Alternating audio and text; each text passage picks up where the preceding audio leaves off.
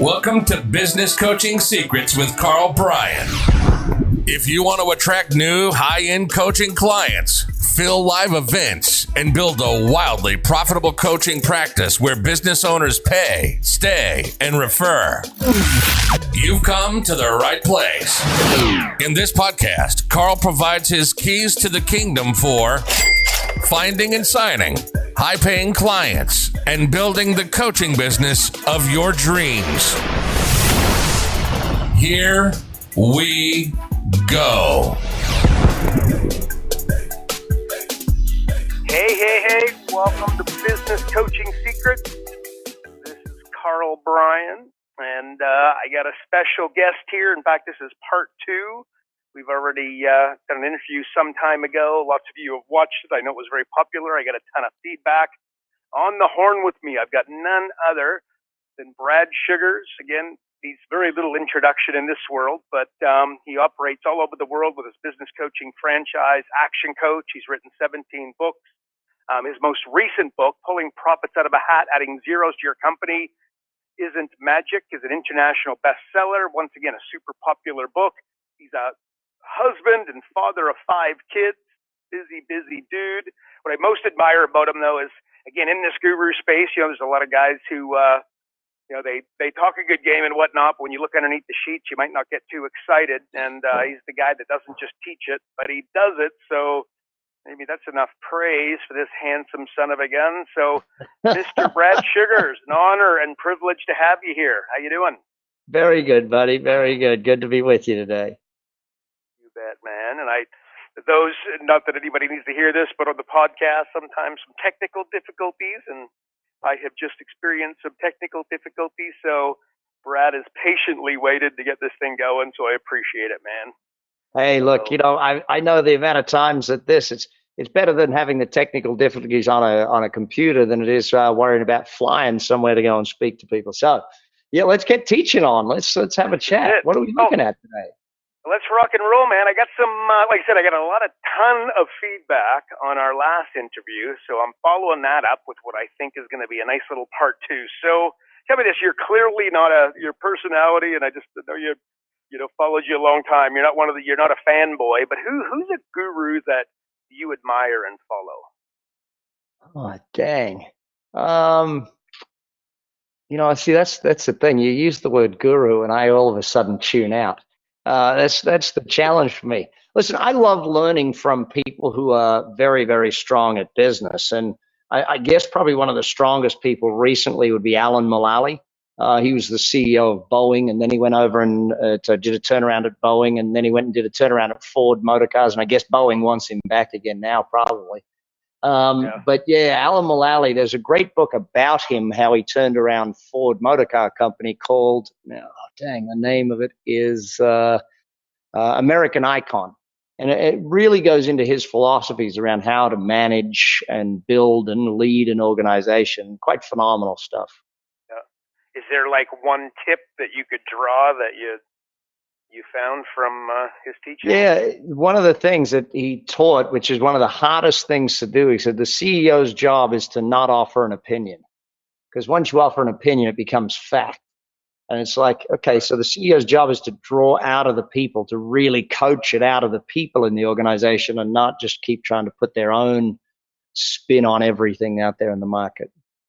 Yeah, got it. Yeah, I like that bit of advice. Okay, so speaking, we don't call them gurus, we're going to call them experts today, okay? So you're my opinion is that you're pretty masterful at branding yourself, and I think that this is an area where business coaches, quite frankly, I think that they struggle. What's the best bit of advice to a business coach listening on personal branding? Well, I think, first and foremost is just be authentic. Authenticity works in this thing. Don't try and be like someone else or be the same as someone else. Be you. Do you and do that. It comes through.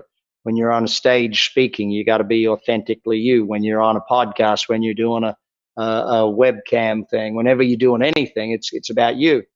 And I know in your social media and everything, it's got to be there. But that being said, you got to pick, what is it that you are branding? What is that you do stand for, and what is it that you want to communicate on a regular basis? It's Yeah. It's really a consistency factor. I know that it's interesting when people come to me and go, I saw you in 1993 and dang, you're still saying the same stuff. I said, you know why? Because it works. That's why we keep doing that stuff. So I think that's an important part of it too. But I would add to all of that: be dang good at what you do. Don't just be an okay speaker if you're going to speak. Don't just be an okay podcaster if you're going to podcast. Be great at it. Be the best in it, and don't sort of beat around the bush with that. Be the best. Yeah, I've had a bit of messaging that I've been pretty on lately, and promote through my podcast and that sort of stuff. But it's just don't practice the practice to improve. People do that, right? Like I watch a video, I'm listening to a podcast, I'm reading a book. I won't do it without a pen and piece of paper. Most certainly my phone there where I can take some notes. Like, what's the point, right? I think.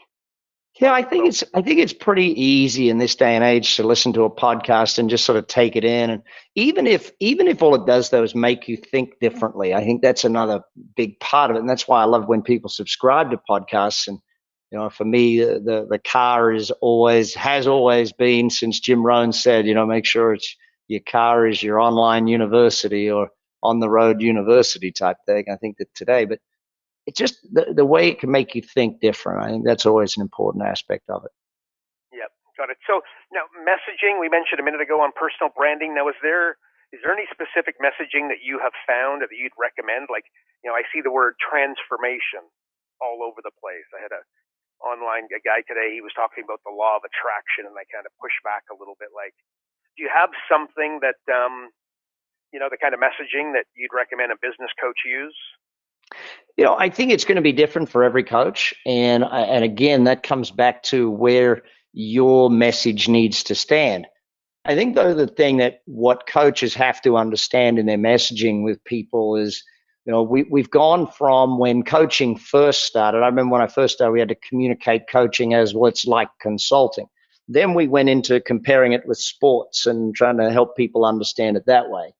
And I think what we've seen in the last few years is the shift from coaching being, oh, you're failing, you should get a coach, to, oh, you're doing well, you must have a coach.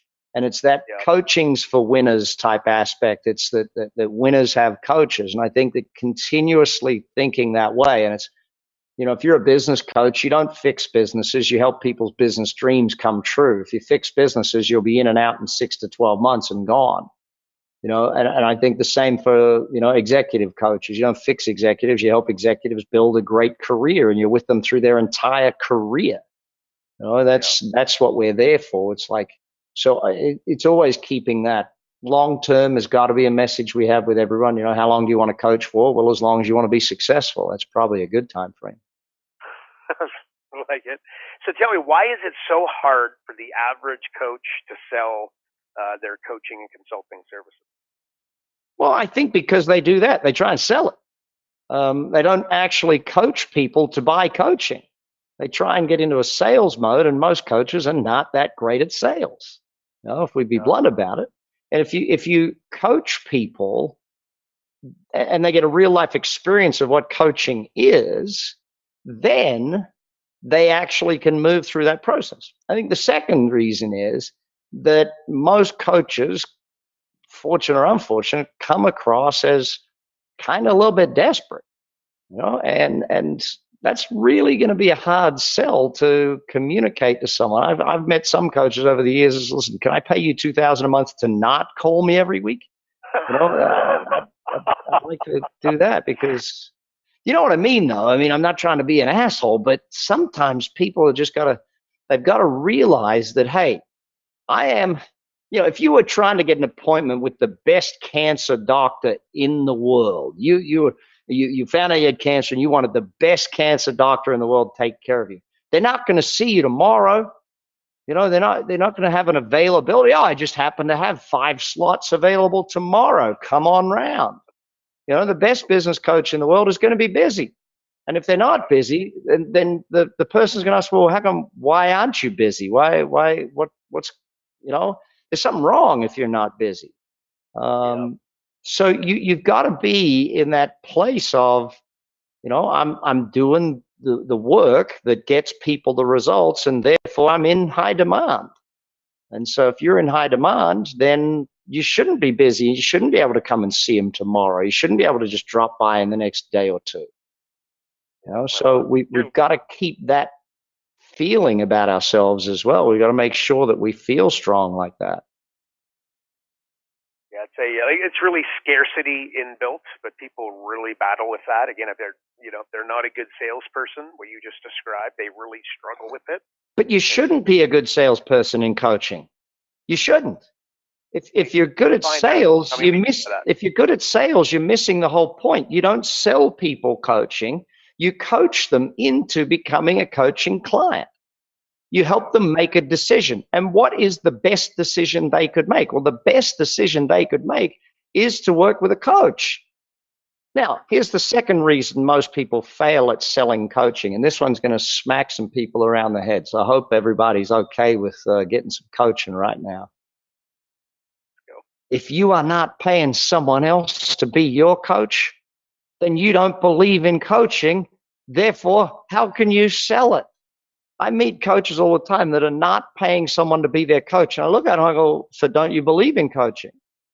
And they just sit there and go, well, no, but I'm like, no, you cannot possibly sell something that you are not a purchaser of yourself.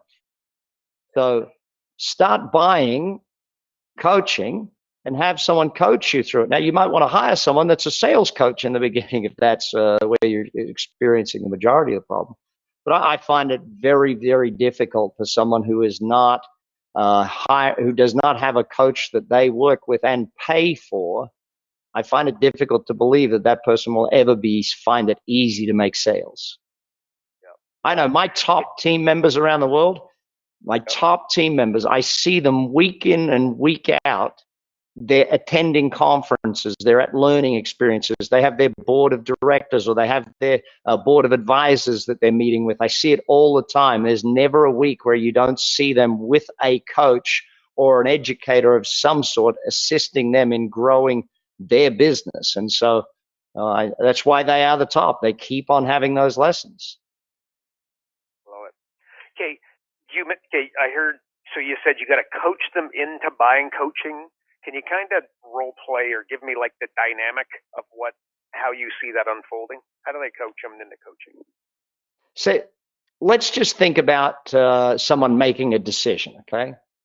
If we want to coach them, they've got to make a decision. So you're going to coach them into a decision. And you do that by asking the questions that lead them to the right answers. And if we're not asking questions as a coach, we're not coaching, we're consulting. And so as you ask the questions and you unearth the reasons why they're buying, and this is the other thing I find, too many coaches try and sell their program or their system or their methodology. The customer doesn't want that. What does the customer want? The customer wants to be at football with their kids of an afternoon. The customer wants to take weekends off. So you sell them the weekends off program. Don't sell them whatever program you've got. Sell them the weekends off program. Does that make sense? Love it. No, it does, and this is it. So at the end of the day, though, by asking them the questions, that's as much as anything guiding them towards it, right? Whereas, well, you're asking them the questions that help them make the buying decision. I always make a joke with salespeople that you want the customer to tell you the 10 things that you think they should be saying. So the game of the coach is to ask them questions so they tell you how good you are as a coach. You don't tell them how good you are, they tell you. You got to be able to ask them questions in such a way that their communication, the way they look at this, the way they feel about this whole thing is, yeah, you know what? I think, Brad, you would be an amazing coach for me. And I think that's exactly what I need to do. I want them saying this stuff. I don't want me to have to say it. If I have to say it, they'll object to it and they'll make arguments around it. If they say it, it's true. Love it. And those listening, though, I just want to make sure, guys, you got to understand that you're gonna attempt this approach, and this is Brad Sugars on the phone, right? Like you're not going to be able to do it that systematically and that quickly. So again, practice to improve. This is something you get remarkably, you end up being remarkably good at it, but you're likely not going to be remarkably good at it when you first start undertaking the process. So now you will if you have a great coach that's coaching you in this. Okay. High five, Brad. High five, man. I love it. That's why you're on the horn, man. So well, look, let me ask you this. I've been studying accounting, and I know that you're an accountant. I've been studying accounting and small business finance to a level to make most people's eyes water, possibly mine as well. What's the number one mistake around accounting that you see business owners make? Not doing it. That's the number one mistake. They do tax returns. They don't do accounting. I built a whole business called Profit Plus, which is virtual CFOs for companies because they don't read their numbers and they don't know how to read their numbers. When you, as a business person, learn your numbers, you can see your business in an entirely different way. This is why big companies have CFOs, to be able to go into the numbers and share with the CEOs and the other executives exactly what is happening in the business with its numbers. And I think that knowing your numbers is very important. Management accounting is a very different thing to taxation accounting. And having numbers that you can read that will give you an idea as to what's going on in your company is the reason why we do high levels of management accounting. Is there a specific area that you would encourage them to, just looking at it, one of the things I talk about, like profit, right? Profit is just this fictitious, profit doesn't really exist, right? It's like cash in your bank account. I was mentoring this young guy recently. He was explaining to me, like, he put $100,000 of sales through. I said, okay, yeah, but talk to me about the money in your bank account. He had roughly 30 grand. I told him, I said, man, you got a $70,000 problem. And it wasn't like it was aged. It wasn't past 90 days and whatnot. So it might be, might not be a problem yet, but could be on the way, right? Like, is there anything along those lines?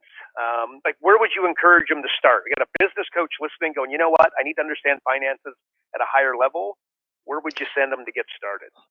Oh, listen, there's so many places that they can go to get started that I mean, doing basic understanding of accounting courses is, as you've said, it's a very simple starting point.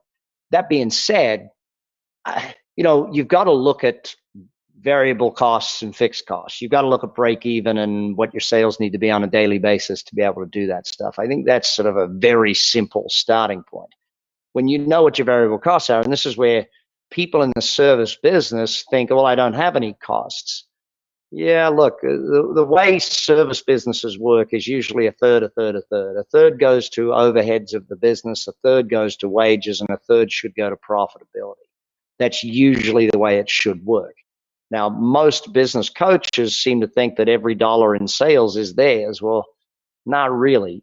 You've still got overheads, you've still got marketing costs, you've still got running costs of the business and all these things. And if you don't, and you go into that undercutting mode, and we see that all too often in small and mid-sized businesses where they try and compete with the bigger companies by saying, well, I don't have the overhead, so therefore I'll just run at lower costs and keep my costs down. Well, as you get bigger, it's not going to be possible, and you are going to have to raise your prices and compete on quality and value, not just price. So let's say let me ask this differently. A business coach is going into a small business, trying to, again, coach them to buy coaching. Let's say it's $2,000 a month, 24 grand a year. Is there somewhere where you would encourage them to go into the financials to be able to find that money with reasonable consistency? Absolutely. I mean, you when you sit down and you look at it with any business, you've got positives and negatives. So what are the negatives? What are the things that they're doing right now that's costing them money? So let's say, for instance, I was asking you a simple question about your sales. Okay. So how many sales per day are we missing out of the 10 calls you get a day? And you said, I'm getting 10 calls a day and I'm making 4 sales. Great. So how much is it costing you to lose those 6 sales every day? Well, it's costing me $5,000 a week. Okay. So there's $5,000 a week that if we can fix that one problem, even if we can only fix it by a small amount, even if we get from 4 to 5 or 4 to 6 sales, we're going to save you a bunch of money that you're losing right now. Is that true? but how much money would you think we could turn around just on that one problem alone? Do you see how you got to monetize everything you're discussing with them? And a lot of coaches are scared to talk the money side of it with people, but I think that talking the money side of it is of vital importance. If I want to get real results with someone, I got to talk to them about their finances. And the more I get into finances, the easier it is, because we're asking them to make a financial decision. We've got to be able to talk about finances. So where would you rank? So being able to talk intelligently on small business finance on a scale of 1 to 10, because my opinion is that there's very few that can really talk intelligently on this subject. Where would you rank it? Look, I mean, it's got to be in your top 10. I mean, that's the thing. But so does recruiting and team building. So does systemization. If you're calling yourself a business coach, there are a volume of areas that you actually have to have some semblance of knowledge, the ability to ask, quality questions around that subject. You don't have to know the answers, but you have to ask quality questions around it. Yeah. So would you agree with what I say, like profit is theory, cash is fact? I'm an accountant, so I go into that with a whole thing of profit is actually a fact too, but it's a different type of fact. So yeah, I could agree with it on the concept, but being an accountant, I have to sit there and say profit is actually a fact as well. Just that the fact can shift whether you're showing it to the tax department or if it's management accounting. So yeah, there's the accountant in me coming out, the detail part. I know it's a slippery slope, like I said, and I've been studying this stuff, but I get it. That's why I wanted to ask your opinion, but it just is. I think it's so let's go back to my young guy that I mentioned. He's got $100,000 in sale. He's got $30,000 in his bank account. I said to him, man, before you go and buy Facebook advertising and Instagram advertising and hit the gas pedal on a ton more sales. And I'm not saying this isn't the break on sales. This is just, I need one eye for the next 60 days on that $70,000. And I need you to be able to give me an answer in 60 days to the dollar, how much of the 70 grand was realized, so that we know where we're at. Yeah. Right. Yeah. And these are some of the facts that, most small businesses struggle with collections. They struggle with, getting the money out of their customers because they don't have a systematic methodology to do that. But that's, again, why here I am, and why we have coaching businesses, because a lot of people don't have the time to learn business before they go into business. They've got to learn it on the fly, learn it on the go, and that's a lot of what coaching is about. Yeah, I love it. So here's another concept I've fallen in love with is rules, right? Every sport, I'm a big hockey guy, right? There's very hard and fast rules, and there needs to be in order to have the sport and the competition and eventually raise the Stanley Cup, right? What rules, and I know you're a big fan of this as well, by the way, which is why I'm asking, what are some rules that you feel like a business coach should be following? Well, I mean, the simplest of rules are the etiquette rules. You've got to be on time, do all that sort of stuff. I mean, they're just the basic etiquette rules of being a good business person. And that's not just a business coach. That's any business person should really follow those rules. I think the next rule is that you have to allow them to make their decisions. Don't try and, I've sat with business owners where I could see how they could grow their business by, multiples, where you could double and triple the business. But they wanted to grow by 30%. And they wanted to have 1 day a week of not working. That's what they wanted. So I can sit there and try and do all of the things that I want to do. I think it's valuable for us to consider the fact that their dreams and goals are what we're trying to make a reality, not our dreams and goals for them. I think that's probably a simple one as well. But again, not always easy to do every single day when you're coaching, when, it's like, maybe I just need to push my clients a little harder. Maybe I just need to get them doing a little bit more. And hey, presto, we push them to doing the things that they didn't actually want, and we lose them as a client. So, yeah. Yeah, this is true. There's a very fine line there that they need to toe. But yeah, like I said, rules, I just believe again that, you want to build a good culture in a business, again, you got to have some rules. People that don't tend to rules of the game or culture, or when you look at building a solid team, team comes about because they know the rules of the game. If you look at all of the best teachers on team, and probably one of the best books on that recently was actually written about the New Zealand All Blacks, the rugby champions of all champions. And being an Australian, I hate to admit that the New Zealand's that good at it, but they just are. And when you read and understand the way they position their team and the rules of the game, when you start to study great coaches set some very clear guidelines for their teams. And I'm the same with my clients. If a client hasn't done their homework, we're not doing the coaching session that week. We're just not. You didn't finish your homework. I'm not even bothering. Why should I put in more energy and more effort than you are? If I care more about your business than you do, then we have a problem. So. And a big one. That would be it. Okay, so tell me, over the last 5 years, there's been a lot of changes. What are some of the changes that you've seen over the last 5 years? In the coaching profession? Yeah. Oh, dang, there's so many of them. First thing I've seen it, remember about 5 years ago, every man and their dog printed a business card that said, "Hey, I'm a business coach." And the reality of it was they had no systematic methodology. They had no actual professional. They'd taken a 2-day course on being a business coach, and therefore they were. We're seeing less of that now.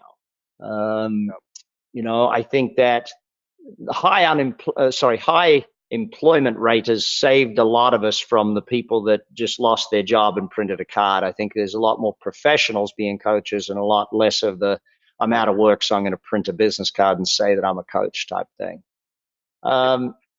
So yeah, we're seeing that a lot more.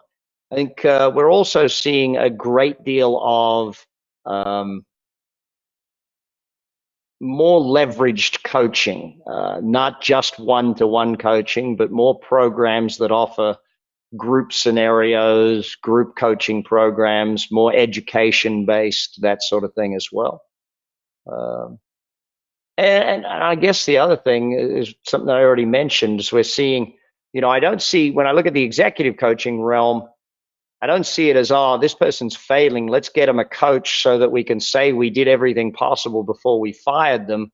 It's more like, hey, this gal is on the up and up, this girl's on the fast track, let's get her a coach and get her there even faster. I see more of the philosophy of coaching being for winners than I do the coaching being for the losers on the pack. Yeah, it's being legitimized. That's definitely a trend that I've seen. Yeah. So let's talk more general business. What are some opportunities that you see that you think the average business coach, or in fact the average business person, might not be staring at? What do you see that we don't? Look, I see. I mean, when I'm looking at business on a global scale, one of the things I'm really noticing is that the online presence, people are missing the point about social media. The aim of social media is not for you to be communicating with the world. The aim of social media is for the world to be communicating about you. And this is where people, they look at Donald Trump and go, this guy's crazy. Yeah, he's so crazy that he has millions of people every day talking about him. Kanye West, yeah, this guy's crazy. He does all these things. Richard Branson, they do things to get people talking about them, not them just communicating. Does that make sense, the distinction between the two? I agree, and I love it. So the average business coach, because we've got that saying, everybody wants to say that it's not what you know, it's who you know, but significantly more powerful than that is who knows you, is what I think you're saying, right? Yeah, look, not just that, but who's talking about you? Who's actually communicating out there into the marketplace about you? Who's actually making comments about what you're doing? When you've got a video and you've just put a video out, I sit there and I see people who don't even respond. They put a video out and someone makes a note on it and says, hey, this is great information, and there's no response back. If you look at marketing today, two of the most important things in marketing today are reviews and ratings. And I look at business coaches and I say, well, show me, what's your current Google rating? What's your current Yelp rating? Where is your numbers on that sort of stuff? And they go, well, I don't have a. Why not? You've got to get ranked. You've got to get rated. Your Facebook, I put a lot of effort into making sure that on Facebook that, I get people that when they're communicating with me, I say, hey, by the way, would you mind dropping me a ratings? Could you mind jumping on and telling people that you endorse me or something like that on LinkedIn? Those sort of things are very important today. So that's how you get Okay, people so the talking average about coach, you. how can they get people talking about them online? Is it just as simple as being contrarian, or is there something more to it? No, you've got to add value on there. You got to give good content. You got to give good education. You got to, what is it that you're doing? Tell me a story about one of your clients. Write me a blog post about how they succeeded. But write it for, if your client is a butcher shop, then make sure you're communicating that into all the other butchers around the world type thing. Don't just be generic around it. Get more specific in what you're communicating and who you're communicating it with and what you're communicating about. Oh, you've got to make sure that people are chatting about you and get them out there talking about the quality of content you're offering. Go and interview some famous people. See, look at what you're doing right now. What are you doing right now? You are getting quality content to make certain that people will be talking about you. Yep. Just smart business out there in the market right now. Yeah, I do like, but I have found, so on social media, my opinion is there's two ways to add value. Get attention. It's either be entertaining or be educational. If you can do both at the same time, you're onto something. But I've also found that being contrarian is definitely will raise more eyebrows. But I say that because I just know that a lot of the coaches listening, they're not comfortable with it. You know what I mean? They're not comfortable for standing against something. Everybody wants to sing kumbaya. Yeah, look, I like when people write an article, I like writing a question back to them. Be the one that asked them the question. Don't be the one that just said, yeah, this is a great article. And do the same when it's your stuff. I mean, when it's your stuff, do the same thing. Have people, ask questions of you, or when someone replies, ask them a question back. Don't just give it up at the first sign of communication. Go for the second and third level of communication. Yeah, got it. Love it. Actually, I like that. Actually, you probably heard of Gary V's his $80 strategy. So what he says, you're getting going on social media.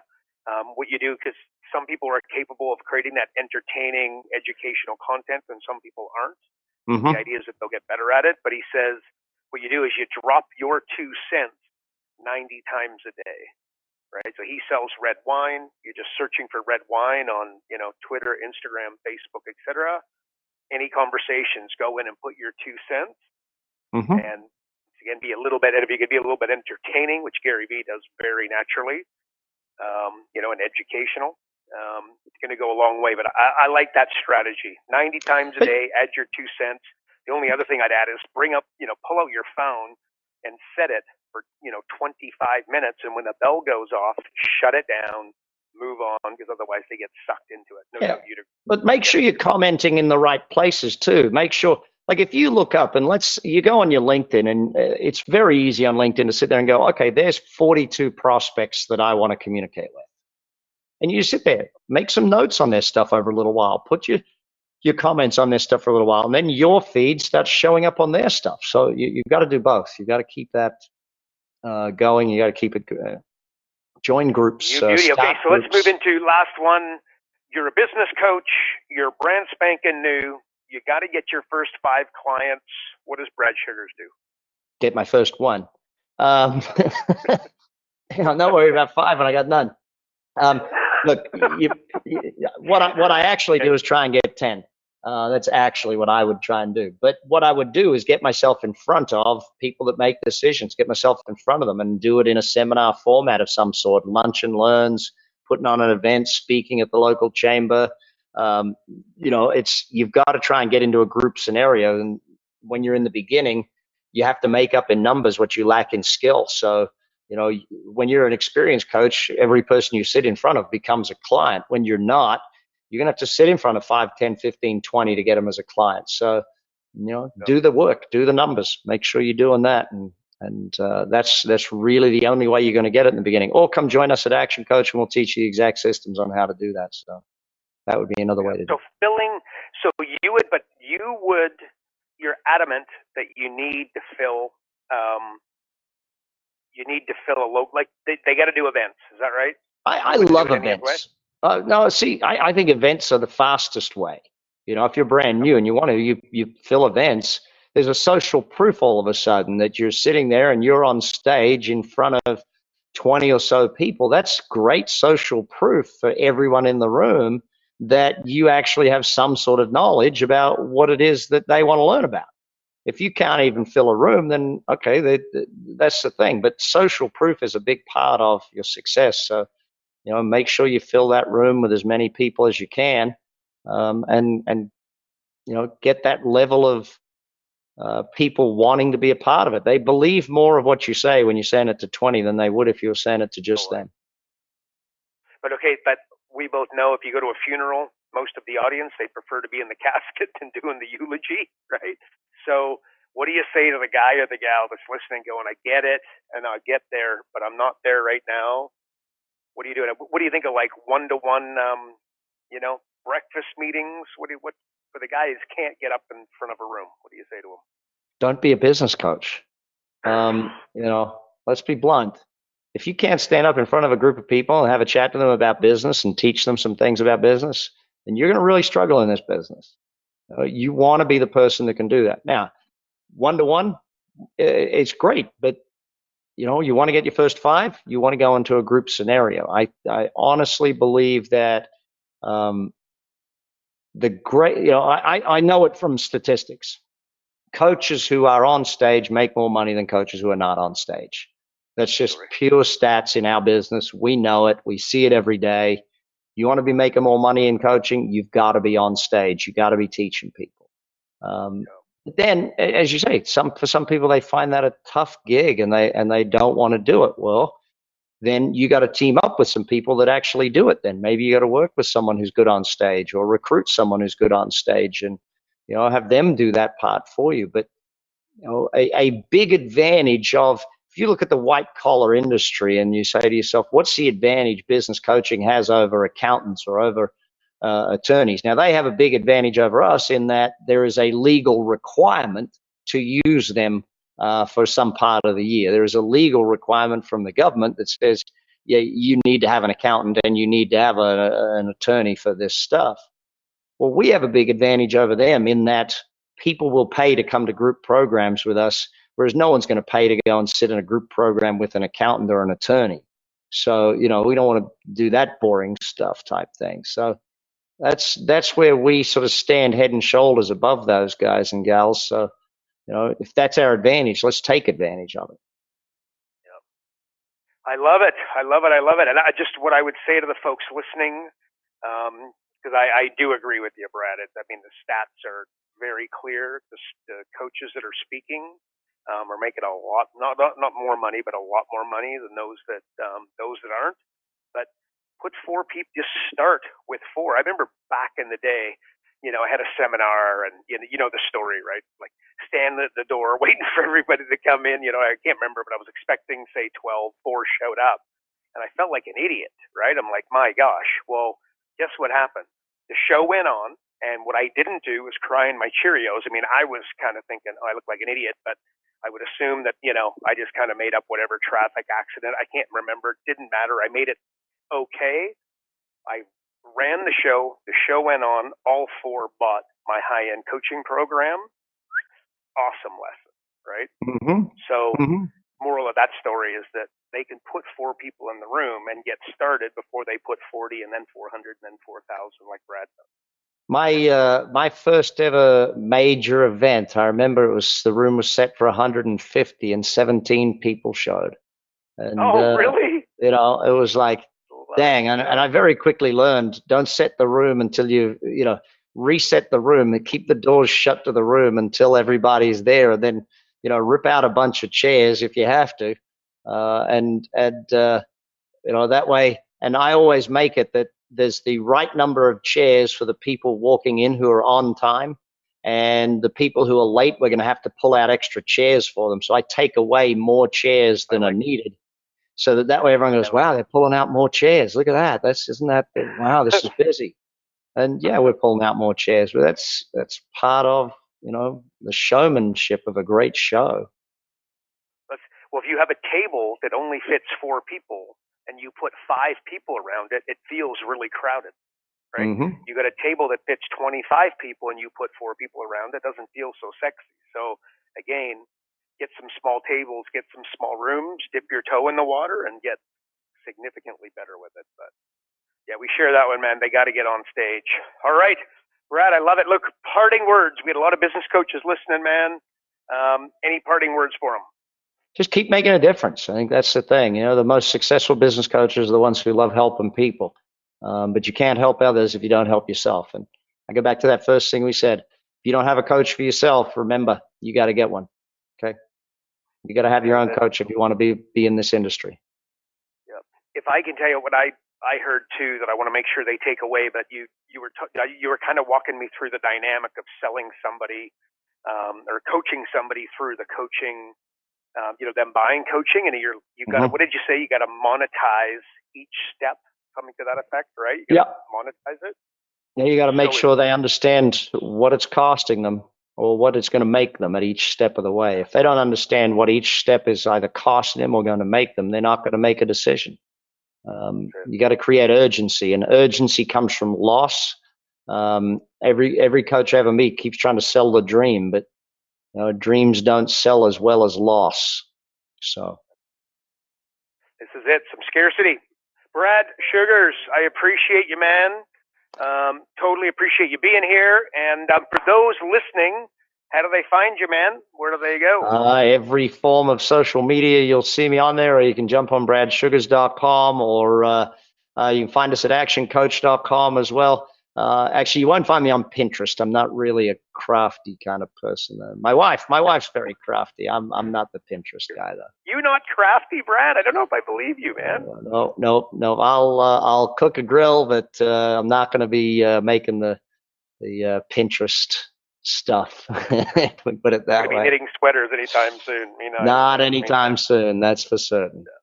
Look me in front of a barbecue and let's go. Anyways, I love it. So this is you want them to find you on social media, and but to be honest with you guys, you just Google Brad Sugars' name and you're going to come up, and basically everything is there. The guy knows what he's doing, and you're an inspiration to many. I super duper appreciate you spending your time here today with us, bud.